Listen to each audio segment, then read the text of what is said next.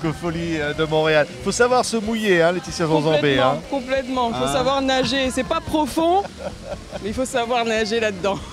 Et surtout savoir faire des concerts, ce qui est extraordinaire, c'est cette ambiance de festival. Hein. Complètement, on aime ça, c'est le Montréal vivant de l'été, c'est le Montréal qu'on aime. L'hiver est parti, il est derrière, donc on va en profiter et puis vraiment transmettre notre joie de vivre. Ouais.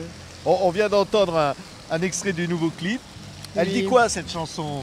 Alors Sansa déjà c'est ce qui symbolise ma démarche artistique.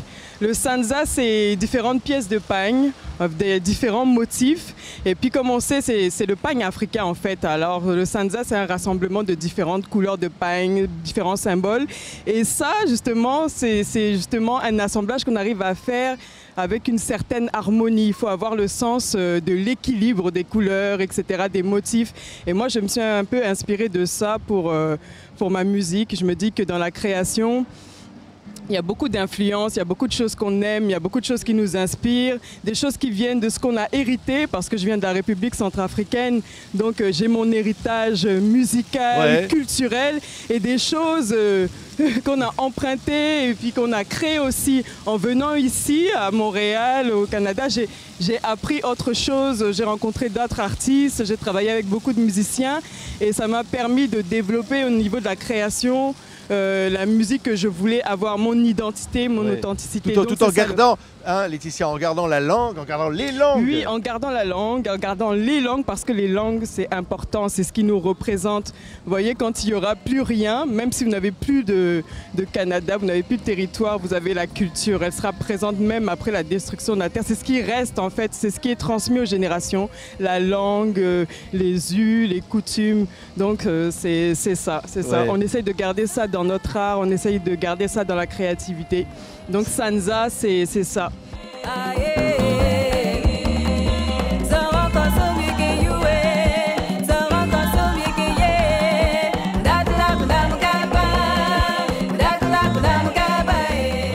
Il est loin, à Bangui, le temps où vous étiez à l'Alliance française.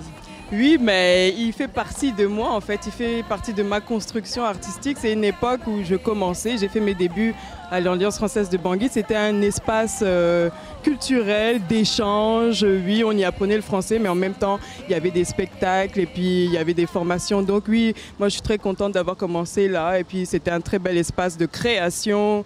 Et puis ça m'a permis de me construire en tant qu'artiste. Ouais, et puis de chanter quoi, la paix, l'amour. Les thèmes sont message, différents. Évidemment, quand il y a toujours des messages. Il y a l'aspect qui est joyeux et l'aspect qui est moins joyeux. Donc c'est vrai que j'ai des chansons qui sont plus ancrées sur de l'actualité. L'actualité chez moi, c'est vrai qu'on vit des moments difficiles, mais en même temps j'ai aussi un message d'espoir, un message pour transmettre la joie de vivre, parce qu'on a le souffle de vie, puis on a le devoir de transmettre la joie de vivre.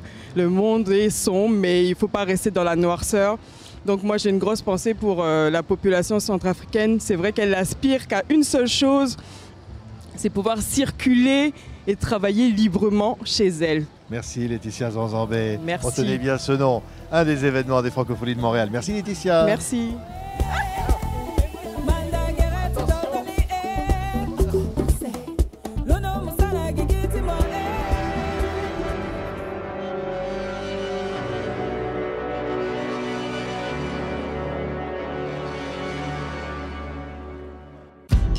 Jamais sans la nuit, je ne sors jamais sans la nuit.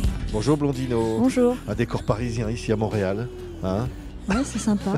Sympa, on est devant une boulangerie. Tout à fait. Non, c'est J'espère qu'il y a du bon pain. Il y a un décor, il y a une ambiance. Racontez-moi un peu, Blondino, cette aventure de se retrouver au Francophonie en première partie de Safia Nolin, grande star ici au Québec. Oui, tout à fait.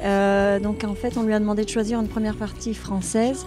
Et elle avait écouté mon disque et donc elle m'a tout simplement proposé de venir ouvrir pour elle ici au Théâtre Maisonneuve, qui est en plus un superbe théâtre. Donc je suis très heureuse d'être ici. Vous jamais sans la nuit, vous? Jamais sans la nuit, c'est vrai, j'aime la nuit. Je pense que c'est une fascination de l'artiste aussi pour la nuit, un peu pour sa magie, ses mystères.